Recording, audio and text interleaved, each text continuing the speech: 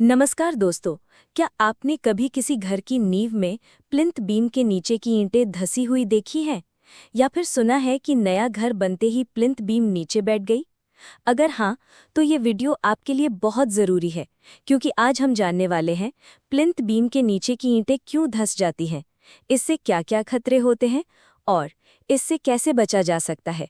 तो चलिए दोस्तों, बिना देर किए शुरू करते हैं आज की ये बेहद ज़रूरी और जानकारी भरी वीडियो। सबसे पहले समझते हैं कि प्लिंथ बीम होता क्या है। प्लिंथ बीम फाउंडेशन और सुपर स्ट्रक्चर को जोड़ने वाली हॉरिजॉन्टल आरसीसी बीम होती है।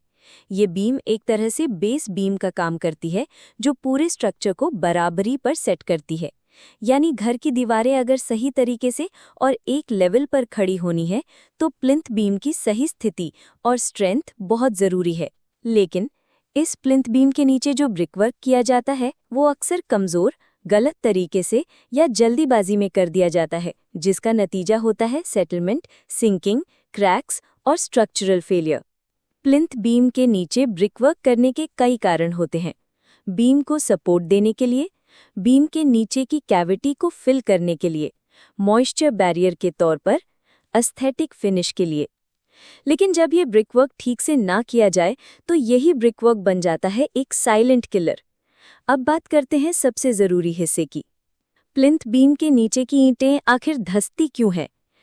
नंबर 1, पुअर सॉइल कॉम्पैक्शन, यानी मिट्टी ठीक से दबाई नहीं गई। फाउंडेशन भरने के बाद सॉइल को अच्छे से कॉम्पैक्ट करना ज़रूरी है। अगर मिट्टी ढीली रह गई, तो उस पर रखा ब्रिकवर्क धीरे धीरे बैठने लगता है। नंबर 2, सब स्टैंडर्ड ब्रिक क्वालिटी, यानी घटिया ईंटों का इस्तेमाल। लो क्वालिटी ब्रिक्स पानी पीकर क्रम्ब हो जाती हैं। जैसे ही पानी लगेगा, ईंट बैठ जाएगी। नंबर 3, वीक मोर्टार रेशियो, यानी गलत मसाले का अनुपात। 1:6 की जगह अगर कोई 1:10 मोर्टार रेशियो बना दे, तो वॉल की स्ट्रेंथ खुद सोच लीजिए। बस नाम की दीवार बनेगी और कुछ नहीं। Number 4, no PCC below brickwork, यानी नीचे पीसीसी नहीं डाली गई। सीधा ब्रिकवर्क कर देना बहुत बड़ी गलती। पीसीसी एक फ्लैट और स्ट्रॉन्ग सरफेस देती है। इसके बिना पूरी दीवार अनइवन प्रेशर पर बनती है। Number 5, early load on beam.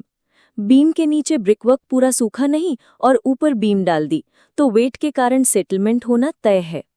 Number 6, water logging या ड्रेनेज इशू। प्लिंथ बीम के नीचे पानी भरना, ईंटें गीली होना और फिर उनका क्रम्ब हो जाना। इससे बुरा और क्या होगा? अब जब ईंटें धंसती हैं, तो घर में क्या असर होता है? Number 1, beam cracking. बीम एक जगह से अनसपोर्टेड हो जाती है, तो क्रैक आती है। Number 2, settlement of walls. दीवार बैठने लगती है, प्लास्टर टूटता है। घर नया हो या पुराना, सीधा असर दीवारों पर पड़ता है। Number 3, doors and Windows jammed. अचानक दरवाजा बंद नहीं हो रहा, खिड़की अटक रही है। ये सब सेटलमेंट की निशानी है। Number 4, waterproofing failure.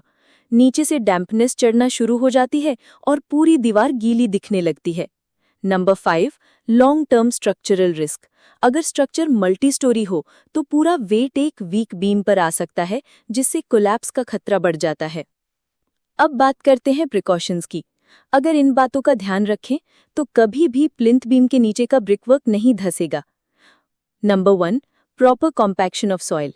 फाउंडेशन के बैक फिलिंग के बाद हर 6 इंच पर कॉम्पैक्शन जरूरी है। वाइब्रेटर या हैंड रैमर का इस्तेमाल करें। Number 2, use PCC where 100 mm thick. Brickwork से पहले 1:4:8 या 1:3:6 पीसीसी डालना जरूरी है। Number 3, quality bricks minimum 75 kg पर centimetre square. Water absorption test करें और कभी भी टूटी फूटी ईंटों से काम ना करें। Number 4, correct mortar ratio 1:6 standard. Cement और सैंड का प्रॉपर रेशियो मेंटेन करें और अच्छी तरह से क्योरिंग करें। Number 5, curing at least 7 days. Brickwork होने के बाद कम से कम 7 दिन तक पानी से सिंचाई होनी चाहिए।